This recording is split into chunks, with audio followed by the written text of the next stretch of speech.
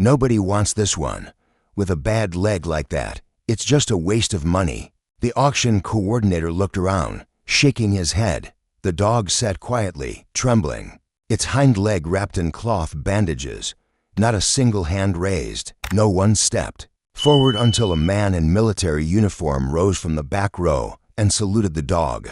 If that moment hit you too, comment respect, yes, or just one below. Sunday morning sunshine streamed through the large windows of the Arizona Animal Rescue Center, casting warm rectangles of light across the polished concrete floor. Metal, folding chairs arranged in neat rows were filled with families, couples, and individuals who had come for the monthly adoption auction, an event designed to raise funds for the shelter while finding homes for abandoned pets. The atmosphere buzzed with excitement. Children pointed eagerly at puppies prancing in temporary enclosures. Young couples whispered about which cat might best suit their apartment, and seasoned pet owners evaluated the temperaments of various dogs. Volunteers moved through the space, answering questions and sharing stories about each animal's personality and needs. Near the front, a makeshift stage had been created using wooden pallets covered with a blue tarp. Here, one by one, animals were presented to the crowd, their stories told, and bids accepted from potential new owners. The minimum donation started low, just enough to cover basic veterinary care, making adoption accessible while still supporting the shelter's mission. For the most part, the morning had been successful. 15 animals had already found new homes, with some attracting competitive bidding that had the audience cheering and the shelter director beaming. These were the easy adoptions, the fluffy puppies, the playful kittens, the dogs who performed tricks on command and wagged their tails enthusiastically. But now, the energy in the room shifted subtly as a volunteer led a different animal onto the stage. Kilo was a Belgian Malinois, 7 years old, with the lean, muscular build characteristic of his breed. His coat, once rich tan and black, had dulled slightly with age and hardship. He moved with evident difficulty, his back right leg wrapped in medical bandages. Despite his injury, Kilo carried himself with unmistakable dignity, head high, ears alert, eyes scanning the room with intelligence rather than fear. The auction coordinator, a volunteer named Greg, who had been enthusiastically introducing each animal, seemed to deflate slightly as he consulted his clipboard. Next up is number 67, he announced, his voice noticeably less animated than before. This is Kilo, a 7-year-old Belgian Malinois with a combat injury, a former military working dog. Retired due to disability, Kilo sat perfectly still, precisely where the volunteer had positioned him. Unlike the other dogs who had wagged tails or barked for attention, Kilo maintained a composed silence. His dark eyes surveyed the crowd, not with hope or fear, but with something that looked remarkably like assessment. Greg cleared his throat. We'll start the minimum donation at $30, which covers his recent medical treatment. Kilo needs a special diet and will require ongoing physical therapy for his injured leg. Silence fell across the room, where there had been eager hands shooting up for other animals. Now there was only awkward shifting in seats and averted gazes. Anyone? Greg prompted, looking increasingly uncomfortable. He's well trained. Follows commands perfectly. From the middle section of seats, a man in an expensive-looking jacket laughed loudly enough to draw attention. Why would anyone pay for a broken dog? He called out. It's just going to cost more money and can't even protect your house. What's the point? A few uncomfortable chuckles rippled through the audience. Most people looked away, suddenly fascinated by their auction. Paddles or the floor. A few children, who had been watching with interest, were now pulled closer by their parents, as though Kilo's injury might somehow be contagious. Sarah, a volunteer who had been caring for Kilo during his 3 weeks at the shelter, stood stiffly against the wall, with her arms crossed tightly across her chest. She bit her lip as she watched the scene unfold. He'll probably have to go back to the holding facility, she whispered to another volunteer. Third auction we brought him to. Nobody wants anybody a dog with special needs, especially not one his age. On stage, Kilo remained perfectly still. He hadn't reacted to the laughter or the comments, hadn't whined or cowed as some dogs might. He simply sat, his posture military straight despite his injury. His gaze now fixed on a point somewhere in the back of the room. It was almost as if he were waiting for someone specific. "He saved people, you know," a young volunteer said quietly to the woman sitting next to her. "In Afghanistan. There was a whole thing about it in his paperwork. Nobody seems to remember that part." Greg, clearly wanting to move things along, sighed and prepared to call for Kilo to be taken back. "If there are no bids, we'll move on to the next animal," he announced, already reaching for the next profile on his clipboard. The room fell into an uncomfortable silence until a movement from the back row caught everyone's attention. A figure in a crisp military uniform slowly stood up. "What do you think the soldier saw?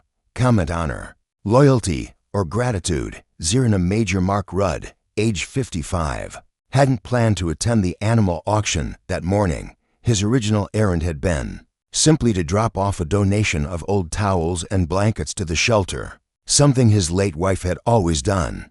But something made him stay, take a seat in the back row, and watch the proceedings with quiet interest. 2 weeks after the event that would soon be viewed millions of times online, Major Rudd sat in his modest kitchen, a cup of coffee cooling before him as he recounted Kilo's story to a reporter who had tracked him down for an interview. "Most people look at a dog and see a pet," he explained, his weathered hands wrapped around his mug. "Some look at a working dog and see a tool. But when you've served alongside them, you understand there's something else entirely." Kilo had been a military working dog, specifically trained for explosive detection. He had served 3 years at forward operating bases throughout Kandahar province in Afghanistan. With his acute sense of smell and unflinching discipline, Kilo had been responsible for identifying improvised explosive devices along patrol routes, potentially saving dozens of lives during his service. "These dogs aren't just trained. They're dedicated," Major Rudd continued. "They understand purpose in a way that sometimes puts humans to shame. They don't question their mission or calculate risks against benefits. They simply serve." Kilo's defining moment came during his 3rd year of deployment. While conducting a routine perimeter check at a small outpost, he had detected explosive material buried near the main gate, a location dozens of personnel passed through daily. His behavior change was subtle but unmistakable to his handler. The slight stiffening of his body, the change in breathing, the focused attention that indicated he had found what he was trained to locate. "They evacuated the immediate area," Rudd explained. But Kilo and his handler stayed to pinpoint the exact location. That's when the secondary device they hadn't detected yet detonated. The explosion had killed 2 insurgents waiting to trigger the main device and wounded 3 American soldiers. Kilo's handler suffered a concussion, but Kilo himself took the brunt of the blast to his hindquarters. The damage to his right leg was severe, shattered bone, torn muscle, and nerve damage that would never fully heal. They airlifted him out along with the wounded personnel. "That's standard protocol now," Rudd said. "Wounded service dogs receive the same medical evacuation priority as human soldiers." It wasn't always that way. Kilo spent nearly a year in rehabilitation back in the United States. Though his life was saved, his military career was over. The damage to his leg meant he could no longer perform the physically demanding tasks required of working dogs. He was officially retired from service and adopted by his handler, a common practice that keeps the powerful bond between dog and handler intact. "But that's where things went wrong for Kilo," Rudd explained, a shadow crossing his face. His handler was redeployed, and his family couldn't manage Kilo's special needs. Instead of finding him an appropriate placement through the military working dog program, he somehow ended up in the civilian shelter system. He fell through the cracks. Major Rudd had actually met Kilo once before, briefly, during a memorial service in 2016 for fallen service members. Kilo had been there with his handler, still serving as a symbolic representative of the K-9 Corps despite his injury. "I remember him standing at perfect attention during the ceremony. Despite his injury, you could see it caused him pain, but he never shifted position until given permission. That kind of discipline doesn't disappear just because a dog is retired." Rudd paused, looking out his kitchen window at the yard where Kilo now rested in the shade of an oak tree. People don't understand what these dogs give up, he continued. Kilo wasn't just trained. He was transformed. His entire existence was devoted to one purpose, protecting his team. When that blast went off, he didn't run. Reports say he actually moved toward his handler, trying to shield him even as he was being thrown by the explosion. Despite his injuries, Kilo had never shown aggression or fear. Despite being abandoned by the system meant to protect him, he still carried himself with the bearing of a soldier. To Major Rudd, this wasn't just admirable. It was deeply moving. When I saw him sitting there on that stage, being dismissed as defective or broken, something in me just couldn't accept it. Here was this dog who had given everything asked of him, who had saved lives and asked for nothing in return, being treated like damaged merchandise. Rudd's voice grew quiet. Kilo didn't need someone to buy him. He needed someone to understand him, to recognize what he'd given and honor it appropriately. Sometimes that recognition is worth more than any comfort we might provide. As the interview concluded, Major Rudd looked out at Kilo again, who had raised his head as if sensing he was being discussed. There's a bond between those who have served that civilians often don't understand. Rudd said finally, it doesn't matter if you have 2 legs or 4. When you've stood in harm's way for others, you become part of something larger than yourself. Kilo understood that. I just wanted him to know that I understood it, too. Would you recognize a hero without a uniform? Type always, sometimes, or never. The auction room fell silent as Major Rudd made his way slowly from the back row. He moved with the measured pace of someone who had spent decades in military service. His uniform, worn for a veteran's breakfast he had attended earlier that morning, pressed and precise. As he approached the stage, all eyes followed him. Greg, the auction coordinator, appeared momentarily confused. Sir, are you interested in bidding on this dog? Major Rudd didn't immediately respond. Instead, he walked directly to where Kilo sat and stopped 3 feet away, a distance that military personnel would recognize as appropriate for addressing a superior officer. Then, in a fluid motion that spoke of thousands of repetitions over a long career, he raised his right hand in a formal military salute. Kilo's reaction was subtle but unmistakable. The dog's ears pricked forward, his posture, already straight, seemed to align even more precisely, and his eyes locked directly on the Major's. It was the look of recognition, not of a specific person, but of a familiar ritual, a world where he had once belonged. Major Rudd held the salute for a full 3 seconds, before crisply bringing his hand down. Then he turned to face the now silent room. I'm not here to bid, he said, his voice carrying easily without being raised. I'm here to recognize service. The auction room remained frozen in a collective moment of bewilderment. From the 3rd row, a young girl tugged at her father's sleeve. Daddy, why is he saluting a dog? She whispered, loudly enough to be heard. In the quiet room, her father, a man in his 30s with no military background, shook his head slightly. I don't know, honey, he answered softly, but something in his expression had changed. A dawning recognition reflected in suddenly damp eyes. A local news photographer, who had been covering the event for a small community paper, captured the moment perfectly. The straight-backed soldier, the dignified dog, the salute between them that somehow transcended species. When she posted it to the paper's social media account later that day, she included a simple caption: an injured dog, an aging soldier, a ritual nobody taught but everyone understood. Within 24 hours, the image had been viewed 5 million times. It jumped platforms from the local paper's modest social media account to Reddit, then Twitter, then national news sites. Comment sections filled with emotional responses, many from veterans who recognized something profound in the exchange. That's not just respect for a dog, wrote one commenter who identified himself as a former Marine. That's acknowledgement of a fellow warrior. In that moment, that man saw past the fur and saw a soldier. Major Rudd, unaware of the attention building online, completed the paperwork to adopt Kilo that same day.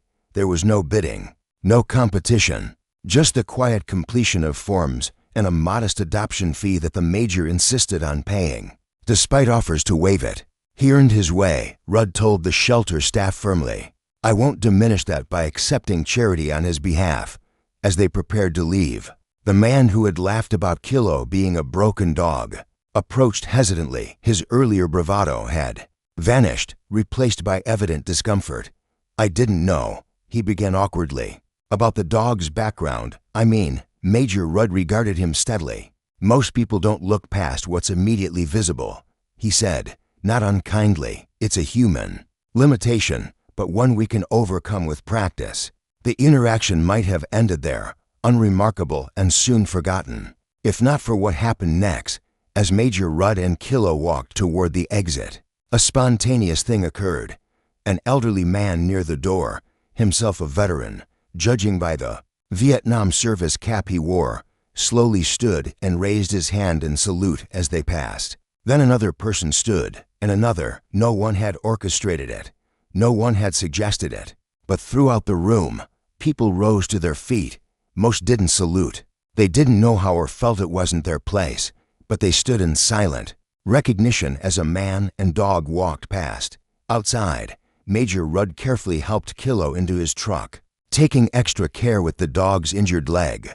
As he closed the door, he noticed the local news photographer watching. It wasn't a show, he told her quietly. He's earned more than he's received. Sometimes the only thing we can give is acknowledgement.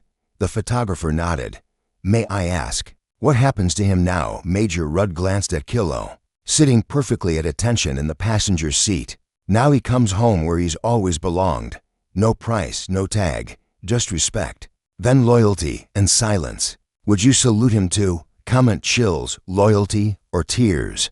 The image of Major Rudd saluting Kilo spread across the internet with remarkable speed. First shared by the local animal advocacy channel that had been covering the auction, it quickly found its way to larger platforms.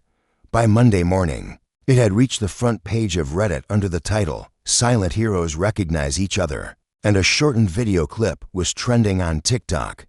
National news outlets picked up the story by Tuesday. The dog who needed no bark to move a nation ran as a headline across several networks. Morning shows featured interviews with veterinarians who specialized in working dogs and military handlers who explained the extraordinary bond formed between soldiers and their canine partners. The shelter where the auction had taken place was overwhelmed with inquiries. People called from across the country, asking if they had other retired military dogs available for adoption. The director, initially caught off guard by the attention, quickly recognized an opportunity to advocate for a frequently overlooked population of animals. They typically have retired military dogs, police dogs, or service dogs in our system, she explained during a phone interview with a local radio station. Not just military dogs, but also retired police K-9 South, search and rescue dogs, and service animals who can no longer perform their duties due to age or injury. They're often harder to place because of their special needs or training considerations. Within a week, the shelter had received applications for every special needs animal in their care, not just working dogs, but elderly pets, those with chronic medical conditions, and animals requiring behavioral support. Donations poured in, including a year-long supply of specialized food for Kilo from a premium pet food brand manufacturer who had seen the story online. The company didn't stop there. They announced a new initiative to provide nutritional support for all adopted military working dogs throughout the country, along with a commitment to fund research into joint health for their special needs animals. The man who had laughed about Kilo being a waste of money sent a handwritten letter of apology to the shelter, accompanied by a substantial donation and a pledge to contribute monthly to their special needs animal fund. I spoke from ignorance, he wrote. I'm trying to learn better. Perhaps most moving was the response from children who had witnessed or later learned about the story.